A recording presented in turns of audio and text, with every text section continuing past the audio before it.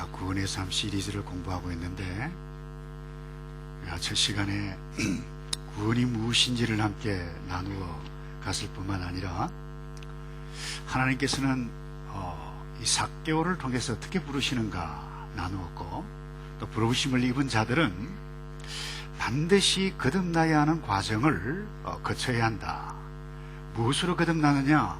물과 성령으로 거듭난다. 그 의미가 뭐냐? 함께 나누었고요. 동시에 이 거듭난 사람은 반드시 있어야 할 필수 과정이 있는데 회개해야 한다. 그것을 우리 지난주에 말씀을 나누었는데, 여러분 무엇을 회개해야 되나요? 베드로가 예루살렘 광장에서 설교했을 때 마음의 찔림을 받았던 그들에게 베드로가 가로되 너희가 회개하여 각각 예수 그리스도의 이름으로 세례를 받고 제사함을 얻으라. 그리하면 성령을 뭐라고 그랬나요? 선물로 받을 것이다. 이 부분을 나누어 봤는데, 오늘은 구원 얻는 믿음이 무엇인가? 어떻게 보면 굉장히 여러분들이 쉬운 것이고, 어떻게 보면 굉장히 여러분들이 좀 이렇게 긴장을 해야 하는 그런 부분일 것입니다만은, 요즘 저는 이런 생각을 종종 해봅니다. 나이와 관계없이 건망증이 심해가고 이 피로를 굉장히 느껴가고 이런 사람들이 많아지는 것, 어제 오늘의 이야기가 아니라고 생각을 합니다. 이른바 만성 피로의 그 증후군이다, 이렇게 볼 수 있죠. 이 정도뿐만 아니라 과로를 너무 심하게 해가지고 이 과로사 하는 사람들이 늘어나요. 그뿐만 아니에요. 결국 경쟁하다 보니까 스트레스가 많아요. 제가 지난주에 가슴 아픈 소식을 들었는데, 서울 근교에 있는 한 경찰이에요. 경찰대학 출신이에요. 똑똑해요. 엘리트예요. 근데 이런 유서를 남기고 자살을 했어요. 승진 때문에 스트레스가 있습니다. 가족들에게 너무 미안하다 그러면서 죽었어요. 여러분, 왜 이렇게 살아가야만 하나요? 왜 이렇게 일을 해야만 하나요? 사실 살기 위해서이죠. 이 땅에서 주거비 마련하고 생활비 마련하고 문화비 마련하고 자녀 시키기 위해서 더 많이 돈을 벌어야 되고, 더 누리기 위해서 더 많은 것들을 얻어야 돼요. 어쩔 수 없이 우리는 더 많은 일들을 해야만 하는 그런 현실이죠. 뿐만 아닙니다. 열심히 사람들이 이렇게 우리가 만든 이 시스템을 계속 디벨롭 발전시키기 때문에 삶의 환경이 좋아졌죠. 편리해졌죠. 그런데 가만히 보면 우리가 더 피곤한 삶을 살아가고 있어요. 제가 지난주에 텔레콤 회사로부터 편지 한 통을 받았는데, 울트라 인터넷 속도가 이제는 팽팽 날아간다는 것입니다. 그리고는 더 많은 음악, 더 많은 정보, 더 많은 무비 받기를 원하면 한 달에 10불만 더 내면 된다. 그런 유혹의 편지를 받았어요. 제가 생각해 봤어요. 과거에 저희들이 편지를 쓸 때 편지지에 이렇게 펜으로 써서 봉투에 주소를 쓰고 우표를 붙이고 우체통에 붙여요. 그리고는 며칠이나 기다려야만 전달이 되어졌는데, 요즘은 그렇지 않아요. 컴퓨터 앞에 앉아가지고 메일 딱 쓰고 엔터만 치면 특별한 일이 없는 한 1분 내면 다 어떤 일이든지 전달할 수 있고 처리할 수 있어요. 시간이 많이 전략되었죠. 세이빙하고 있어요. 그러면 우리가 더 여유로운 풍요로운 삶을 살아가야 되지 않아요? 근데 어때요, 여러분? 더 바빠요. 바쁜 정도가 아니에요. 그래서 저는 일이 보면서, 우리가 만든 이 사회 시스템, 경제 시스템, 이 모든 이 시스템의 노예가 되어서 가는 것 아닌가 하는 생각을 해봐요. 잠도 들 때는 잘 못 자요. 카톡, 문자 메시지 때문에 그야말로 매여 살아요. 여러분, 우리가 아무 생각 없이 이와 같은 삶에, 여러분, 이 골몰에서 살다 보면 가장 중요한 것을 잃어갈 수 있어요. 그 스트레스 때문에. 여러분, 엘리트였던 이 경찰의 삶으로 나타날 수 있어요. 중요한 가족의 가치를 잃어요. 인생의 의미를 잃어요. 미래를 잃어요. 영혼을 잃어갈 수가 있습니다. 여러분, 한 어머니가 외국에 사는 딸에게 멸치를 보내기 위해서 필요 없는 이 배설물 이렇게 없애고 몸통만 보내려고 일일이 닦아서 딸에게 보냈어요. 근데 딸에게 전화가 왔어요. 엄마, 어쩌자고 이거 보냈어요. 뭔데? 멸치 똥만 이렇게 했어요.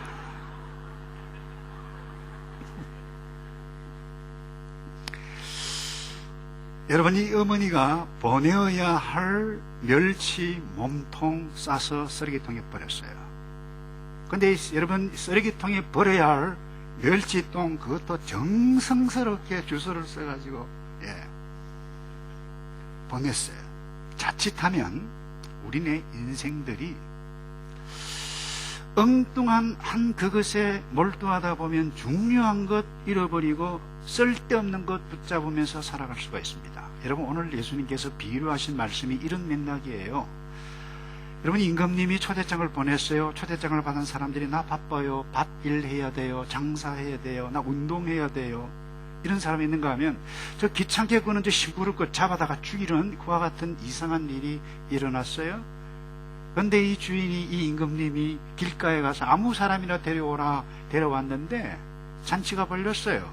예복 입지 않는 사람이 있었어요. 이 임금님이 내어 쫓으라. 근데 그 사람이 아무 말도 하지 않고 바깥에 나가서 이를 갈고 슬피 울었다. 여러분, 이 비유가 상식적으로 이해가 되나요? 전 이해가 안 돼요. 도무지 이해가 안 돼요. 근데 이런 이해가 안 되는 일이 일어나요. 어떻게 왕의 초대를 거절할 수 있는가? 이해가 안 되죠. 상식적으로 이해가 안 되는 일입니다. 근데 여러분, 이 비유의 핵심 요점은 너무나도 명확합니다. 그것은 천국에 관한 이야기입니다. 근데 초대장을 받았는데 쫓겨나서 후회하는 사람이 있다는 것입니다. 그래서 여러분, 이 메시지에, 이 비유의 핵심은 14절에 있습니다. 청함을 받은 자는 많되 택함을 입은 자는 적으니라. 여러분, 한번 생각해 보세요. 내 나름대로 신앙생활 열심히 했는데 구원 얻는 택함을 입지 않은 사람으로 나타났어요. 넌 여기 있을 수가 없다, 떠나가라. 여러분, 이런 일을 당한다면 얼마나 황당해요, 비극이에요. 그래서 여러분, 이 구원에 이르지 못한 이 사람들이 누군가 오늘 나누면서 이들을 보면서 내가 구원 얻는 믿음, 얻는 지혜를 붙잡기를 바랍니다. 여러분, 먼저 이 구원에 이르지 못한 사람들이 어떤 부류의 사람인가요? 종교 지도자들이었어요. 첫 번째, 여러분, 이 비유를 누구에게 하신 것인가 하면 1차적으로 오늘 개역판 성경에는, 한글 성경에는 나타나 있지 않는데 영어 번역에도 마찬가지고 원문에는 그렇게 되어 있어요. 그들에게 됐어요. 그들에게 예수께서 다시 비유로 대답하여 가라사대라고 기록되어 있는데 그 그들이 누구냐? 여러분, 본문 한 장 전에 21장 마지막 부분에 45절에서 46절에 대제사장들이 나와요. 바리새인들이 이 비유를 듣고, 앞이에요, 자기들을 가리켜 말씀하신 줄을 알고 잡고자 하나 무리를 무서워해서 이 예수를 선지자로 알미었더라. 전에 다시 이미 비유로 한 말씀 했는데 그 들어보니까 자기를 향한 거예요. 열받았어요. 잡아서 죽이려고 했는데 사람들이 이 예수님을 보통 사람으로 여기지 않고 선지자로 여기기 때문에 할 수가 없어서 그만두었다. 그 다음에 나타난 비유가 이 비유예요. 다시 말해서 예수님께 지금 십자가로 지시기 위해서, 십자가 지시기 위해서가 아니라 부활하시기 위해서, 하나님이심을 증거하기 위해서 지금 예루살렘에서 가고 있는 가운데 또다시 이 비유로, 천국잔치 비유로 말씀하고 있는 거예요. 누구에게요? 그들에게. 그들이 누구예요? 종교 지도자들이, 바리새인들의 율법사예요. 그들은 자기 생각, 자기 세계에 빠져서 예수님을 하나님으로 보지 못했어요. 우리가 예수를 믿는다라고 할 때 예수를 무엇으로 믿습니까? 4대 성인 가운데 한 분으로 믿어요? 아니요. 하늘과 땅과 음부의 세계까지 다스린 주님으로, 하나님으로 부활하신 그 증거가 뭐예요? 따라서 합시다. 예수님은 부활하셨습니다. 이것보다 더 확실한 증거가 어디에 있어요? 부활하셨어요. 예수님 하나님이에요. 선지자가 아니에요. 너희들은 자기들의 뭐예요? 율법에 자기의 세계에 사로잡혀 있었어요. 그걸 보지 못한 거죠. 여러분, 이 구원에 이르지 못한 사람들이 누군가요? 이스라엘 백성들입니다. 여러분 3절을 볼까요? 그 종들을 보내어 그 청한 사람들을 혼인잔치에 오라 했더니 오기를 싫어하거늘. 여기 오기 싫어했던 사람들이 누군가요? 이스라엘 사람들이에요. 약속의 백성들이에요. 언약의 백성들이에요. 근데 이들이 어떻게 했나요? 5절에 보세요. 저희가 돌아보지도 않고 하나는 자기 밭으로 하나는 자기 상업차로 가고. 여러분, 반밀하기 위해서 바쁜 사람들이 누군가요? 이스라엘 백성들이에요. 청함을 받은 이스라엘 백성들이에요. 자, 그 다음에 구원받지 못한 사람들이 또 있어요. 셋째, 예복을 입지 않은 사람들입니다. 여러분 10절을 볼까요? 종들이 길에 나가 악한 자나 선한 자나 만나는 대로 모두 데려오니 손님이다. 손님이라는 말이죠. 손님이 가득한지라 이 말이죠. 이 학자들은 이 사람들을 이방인이라 그렇게 해석을 하기도 해요. 틀린 것 아니에요. 그럼 오늘 예수님께서 주신 이 비유의 핵심은 그들이 누군가 여기 있는 것이 아니라 맨 마지막 절 14절에 있어요. 이것은 천국에 관한 말씀인데 그 메시지가, 핵심 메시지가 14절이에요. 청함을 받은 자는 많되 택함을 입은 자는 적으니라. 무슨 이야기입니까? 오늘 우리에게 적용하면 믿음을 시작하는 사람은 많다. 복음을 듣고 반응하는 사람은 많다. 그런데 구원에 이르는 믿음 적다는 것입니다. 숫자가. 죄송합니다. 예수님께서 명확하게 말씀하신 이 부분이에요. 주님과 교회에 나오는 사람들이 굉장히 많다. 그러나 구원에 이르는 믿음을 가진 자는 숫자가 뭐예요? 적다. 이 메시지. 이걸 누구에게 했어요? 종교 지도자들에게, 이스라엘 백성들에게. 그래서 여러분, 오늘날 우리가 교회에 나오고 신앙생활하다 정신을 똑바로 차려서 예수 그리스도가 누군지 그분을 알아야 돼요. 제가 일부 예배 때 잠깐 이야기했는데 다음 주 월요일 제가 주로 살았던 부산 수영의 백스코에서 WCC 총회가 열립니다. 엄청난 돈을 투자합니다. 여러분, WCC는 무엇인가 하면 World Church Council, Church Council이에요. 이분들의 캐치프레이즈가 뭔가 하면 화합, 연합, 에큐메니칼 운동이죠. 일치, 이것을 주장하고 있어요. 근데 그들도 예수 그리스도를 주라고 고백해요. 근데 바이마르라고 하는 선언서에 오래전에 뭐라고 이들이 설명했는데, 우리는 우주적인 그리스도를 우리의 삶의 구주로 믿는다 그러거든요. 근데 예수 그리스도가 우주적인 그리스도 맞잖아요. 이것만 딱 보면 와, 맞네. 근데 그 다음 항목들을 보면요, 부처 우주적인 그리스도가 나타난 하나의 방편으로 보는 것입니다. 그래서 이분들이 WCC 총회를 할 때 아마 올해는 하지 않을 거예요. 여러분, 해외에서 다른 데서 할 때 목탁도 두드리는 사람이 들어옵니다. 천주교도 와요, 천주교도 와요, 목사도 와요. 다 종교의식을 합니다. 제네바에 있는 WCC 그 본부에 가면요, 희한하니 귀신들 다 왜 있느냐, 선물로 줘서 우리가 가지고 있다 그러는 겁니다. 여러분, 오해를 하면 곤란합니다. 교회라고 해서 다 교회가 아니에요. 설교를 한다고 해서 다 하나님의 나라 뜻에 합당해서 설교하는 것이 아닙니다. 오늘날 교회가 아니라 사회의 한 공동체, 지역사회 공동체로 전락해 가고 있어요. 아무나 와도 좋다, 맞죠? 그러나 예수 그리스도가 누구냐, 그분이 어떤 분이냐, 그 명확하게 신앙 고백을 하지 않고 출석한다라고 하면 여러분이 가장 중요한 것을 놓칠 수가 있어요. 구원이, 믿음을 놓칠 수가 있어요. 내가 율법을 연구하고 교리를 공부하고 모태신앙 관계없어요. 내가 예수 그리스도가 어떤 분이냐, 다른 이로서는 구원을 얻을 수 없나니. 여러분, 이 예수 그리스도가 누구냐, 성경에서 우리에게 보여주신 예수 그리스도를 믿지 아니하면 어느 순간에 사회에 빠져요. 교회가 사회적인 책임을 마땅히 감당해야만 합니다. 그러나 교회는 그것이 목적이 아니에요. 그건 국가가 해야 돼요. 물론 교회가 사회적인 책임을, 가난한 자를 마땅히 도와야 돼요. 예수님께서 그렇게 하셨기 때문에 그래요. 여러분, 우리가 오늘 구원에 이르지 못한 사람들 누구냐, 그래서 와, 저 사람은 WCC이기 때문에 구원받지 못하네, 그렇게 정죄할 수는 없는 것입니다. 우리가 몰라요. 그러나 여러분, 제가 경거적인 메시지, 내가 정말 바른 신앙생활을 하고 있는가? 내가 주님을, 성경에서 약속하신 주님을 믿고 있는가? 그 주님을 존중하고 그 주님을 내가 믿고 신앙생활, 인생의 집을, 신앙의 집을 이어가고 있는가 생각해야 돼요. 그래서 여러분이 구원받지 못한 사람의 특징이 무엇입니까? 여기 성경에 보면 그렇게 자연스럽게 우리가 적용해 볼 수 있어요. 일상적인 삶에 집착하는 사람들입니다. 여러분의 일상적인 삶에 제가 집착이라고 그랬어요. 근데 일상적인 이 삶에 집착하다 보니까 중요한 것을 중요하게 여기지 못한 거예요. 우선순위를 잘못한 거예요. 그래서 5절에 한번 보세요. 저희가 돌아보지도 않고 하나는 자기 밭으로 하나는 자기 상업차로 가고 그랬어요. 이 본문 5절에 돌아보지도 않았다, 이 말은 돌아보지도 않고 나 바빠, 나 운동 약속, 이런 의미가 아닙니다. 영어를 보세요. 뭐라고 그랬나요? 그들이 They paid no attention 돼 있어요. 주의 깊게 생각하지 않고 아무 생각 없이 나 바빠, 나 약속 있어.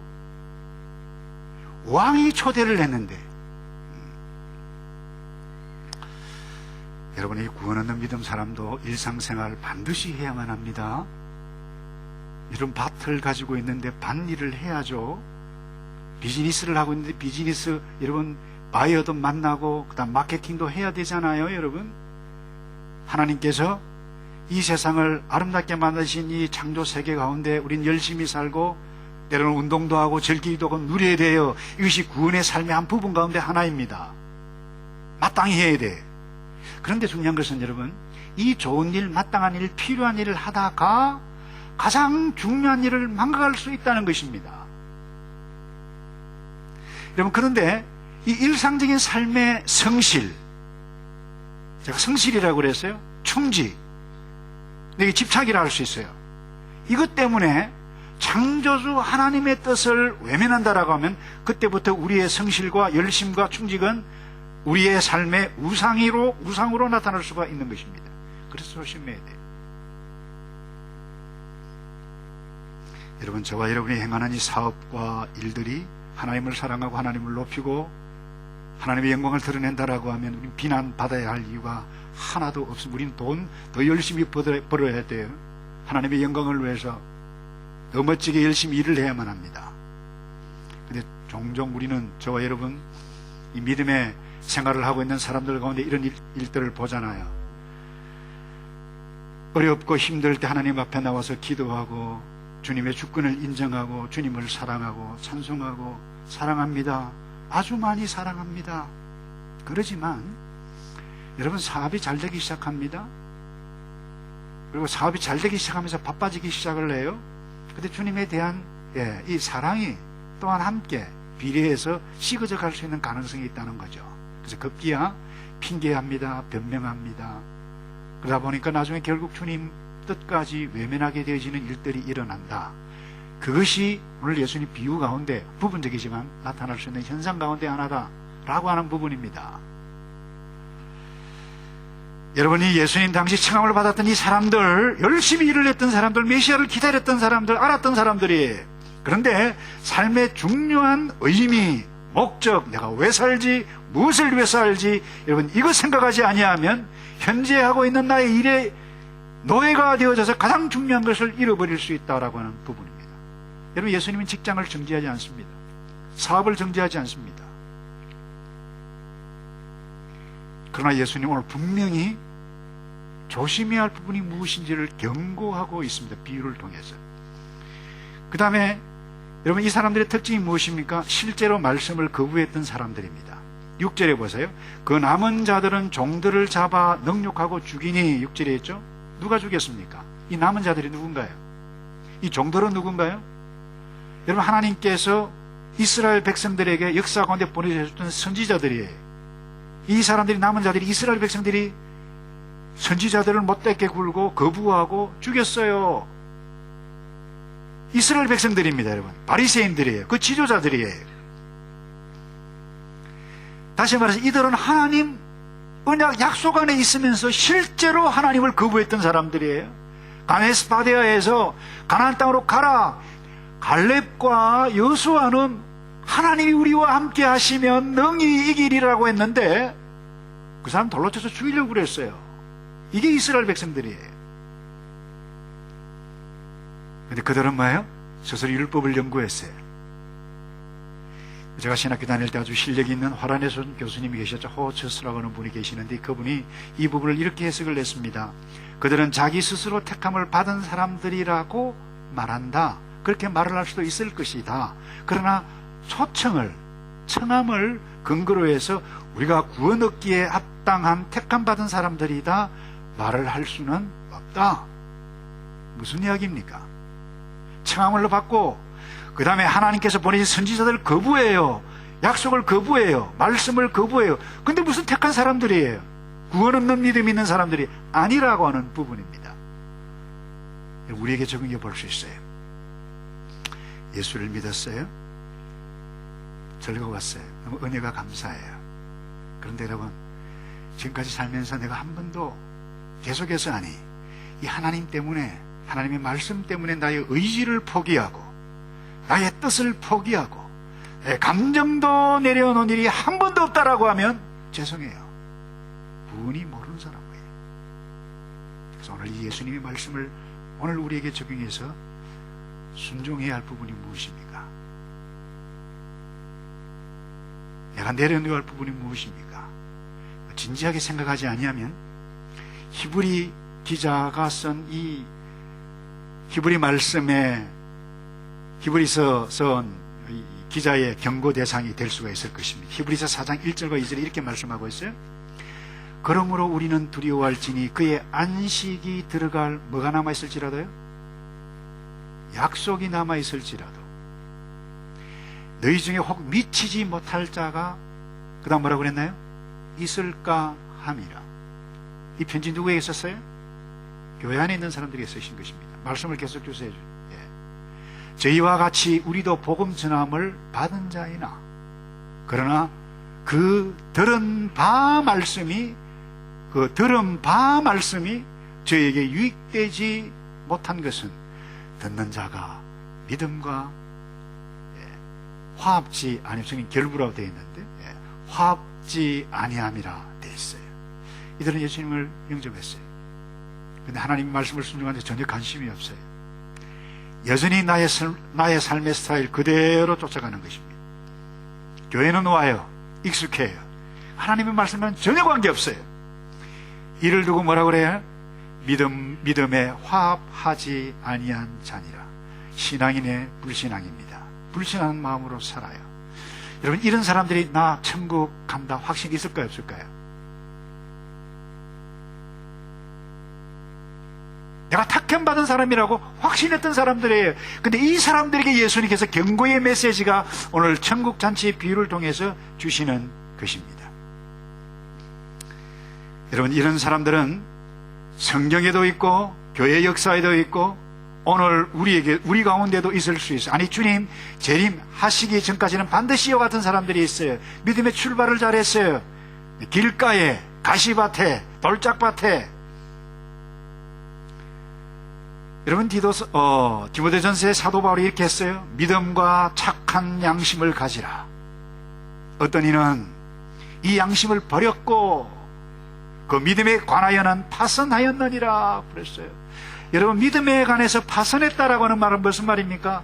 믿음의 배에 있는데 스스로 믿음의 배를 없앴다는 것입니다. 그 가운데 누가 있어요? 알렉산더가 있고 후메네오가 있고 교회의 직분자들이었어요. 약속이 있었던 사람들이에요. 여러분, 요한 3서 9절에 이런 말씀이었어요. 어떤 되기를 좋아하는 디오드레베 뿐만이 아닙니다. 함께 열심히 일을 했던 사역자도 있어요. 데마는 이 세상을 사랑하여 나를 버리고 데살로니가로 갔고 믿음에서 파선한 사람 가운데 한 사람이에요. 구약의 사울을 보세요. 그리고 마지막으로요, 예복을 준비하지 않은 사람입니다. 9절과 10절을 볼까요? 서두에서 말씀을 드렸습니다만 사거리 길로 가서 사람 만나는 대로 혼인잔치에 다 데리고 왔어요. 그래서 10절에 보니까 집에 나가 악한 자나 선한 자나 만나는 대로 모두 데려오니 혼인 자리에 손님이 가득한지라 잔치가 시작되었어요. 근데 예수님이, 아니 하나님이, 임금님이 들어오셨어요. 보았어요. 예복을 입지 않은 사람이 있었어요. 저 사람들을 불렀어요. 묶어다가 바깥에 내어 쫓으라 그랬어요. 아무 말을 못했어요. 여러분, 잔치 초청해서 왔는데 그 임금님이 쪼잔하게 예복 안 입었다고 쫓아내요. 물론 쪼잔한 하나님이 있어, 쪼잔한 왕이 있어, 여러분 이렇게 생각할 수 있잖아요. 저도 그렇게 생각했어요. 근데 이 비유 백그라운드를 아셔야 돼요. 이 당시 이와 같은 잔치를 할 때는 잔치를 연 사람이 반드시 예복을 준비합니다. 예복을 다 줘요. 예복을 가지고 있어요. 근데 예복을 안 입고 그냥 자기 입은 그대로 오는 거예요. 여러분, 하나님께서 우리를 부르실 때는 도둑질한 자, 칠계를 범한 자, 살인한 자, 아무나 와도 좋다, 있는 그대로 다 와라, 사기를 친 사람도 좋다, 다 와라 그래요. 다 초청하십니다. 근데 여러분, 구원 얻는 믿음을 반드시 요구하시는데 내 입은 옷 그대로가 아니라 예수님께서 모든 옷을, 예수님께 그리스도의 옷을 우리가 입지 아니하면, 주님께서 만들어 놓으신 옷을 입지 아니하면 이 잔치에 참여할 자격이 없는 것입니다. 근데 왜 이들이 이 예복을 입지 않았을까? 다 주었는데 뭐 이유가 많겠죠. 근데 여러분, 가장 중요한 부분이 여기 있습니다. 한번 생각해 보세요. 초대받은 그가 적어도 초대한 사람을 한 번이라도 생각했다라고 하면, 아니 그분을 존중히 여기고 그분을 존경하고 고맙다라고 한 번이라도 생각했다라고 하면 주인의 뜻대로 행했을 것입니다. 근데 이들이 그분을 존중하지 않았어요. 그 말은 그분을 믿지 않았다는 이야기예요. 여러분, 그분을 존중하고 그분을 믿었다라고 하면 예복을 입고 참석했을 것입니다. 근데 왜 입지 않았느냐? 이들은 단지 한 번 잘 먹을 수 있는 기회에 집중했기 때문에 그래요. 여러분, 이제 말씀을 정리하기 원합니다. 여러분, 구원 얻는 믿음, 예수를 하늘과 땅과 음부의 권세까지 다스리시는 주님으로 믿고 그 주님이 할 수 없는 나를 부르셨는데 나를 회개하게 하고 거듭나게 하심을 감사하고, 그분이 나의 주인이고 나의 인생의 주인이고 나의 사업체의 주인이고 나는 영원히 나를 이끌어 가신 그 주인인데 그분이 모든 것들을 다 만들어 놓으셨어요. 예복까지. 그래서 나의 현재 못난 모습, 어제는 그대로 나오기를 부르세요. 그러나 예수 그리스도 옷을 갈아입으라고 말씀하세요. 여러분, 하나님을 존중히 여기는 자는 예복을 입습니다. 여러분, 하나님 나라의 천국 잔치, 이 예복은 내가 만들 수 있는 것이 아닙니다. 하나님께서 이미 다 준비해 놓으셨어요. 입으면 돼요. 이게 뭐예요? 믿음이에요. 여러분의 믿음은 어떤 믿음입니까? 여러분의 믿음은 어떤 믿음입니까? 여러분, 우루과이의 한 작은 교회의 벽에 이런 주기도문이 적혀 있다고 그래요. 이 말씀을 이것을 소개하려고 마치겠는데요. 주기도문, 하늘에 계신이라고 하지 말라. 세상 일에 빠져 있으면서. 우리라고 하지 말라. 나 혼자만 생각하고 살아가면서. 아버지라고 하지 말라. 아들, 딸로 살지 않으면서. 아버지의 이름이 거룩히 여김을 받으시오며 하지 말라. 자기 이름을 빛내고 높이기 위해서 안간 힘을 쓰면서. 아버지의 나라가 임하옵시며 라고 하지 말라. 물질 만능의 나라를 원하면서. 오늘 저에게 일용할 양식을 주옵시고 라고 하지 말라. 죽을 때까지 먹을 양식을 쌓아두려고 하면서. 저희에게 잘못한 일을 저희가 용서하오니 저희 죄를 용서하시고 하지 말라. 누구인가 아직도 앙심을 품고 있으면서 저희를 유혹에 빠지지 않게 하시고 라고 하지 말라. 죄 지을 기회를 찾으면서 악에서 구하소서라고 하지 말라. 악을 보고도 아무런 양심의 소리를 듣지 않으면서 아멘이라고 하지 마라. 주님의 기도를 진정 나의 기도로 바치지 않으면서. 사랑하는 성도 여러분, 주님께서 가르치신 이 기도를 존중히 여기십니까? 우리를 부르신 주님을 존중히 여기시나요? 여러분, 믿음이 있나요? 어떤 믿음인가요? 세상은 악합니다. 제발 이 믿음, 그래, 믿음도 주님도 섬기고 세상도 섬기라. 이 사탄이에요.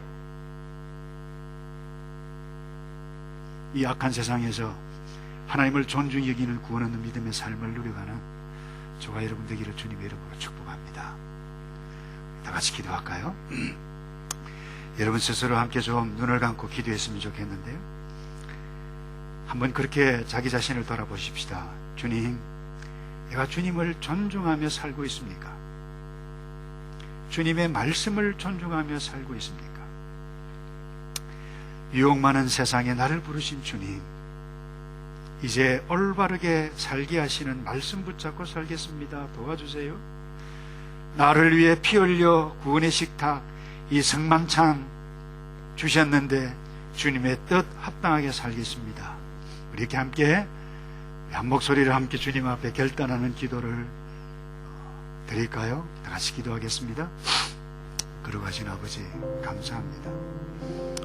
주님 앞에 말씀을 함께 나누고 주님을 존중했는지 믿음이 있는지, 나를 위해서 살아가고 있는지, 무엇을 위해서 살아가고 있는지, 오 주님, 우리가 나누었는데 오늘 여기 있는 이 종과 말씀을 들은 이 백성들, 주님을 존중하고 주님이 나의 주, 나의 하나님으로 섬기며 살아가는 저희들만 되어지도록 도와주시옵소서. 믿음의 형제요, 믿음의 자매로서, 믿음의 자매로서, 믿음의 성도로서 사랑하는 주의 백성들이 되어져갈 수 있도록 아버지 도와주시옵소서. 주님, 예수님, 믿음의 사람으로 살기 원합니다. 말씀을, 주님을 존중히 여기고 나의 인생 가운데 이미 찾아오셨던 예수님 꼭 붙잡고 그분의 뜻 존중하며 순종해가며 살아가는 이 백성들 우리 모두 되게 도와 주시옵소서. 하나님, 유혹 많고 배역한 이 세상 가운데 자칫 잘못하면 가장 중요한 건 놓칠 수 있는데 어리석은 자가 아니라 지혜 있는 자로 살도록 도와 주시옵소서.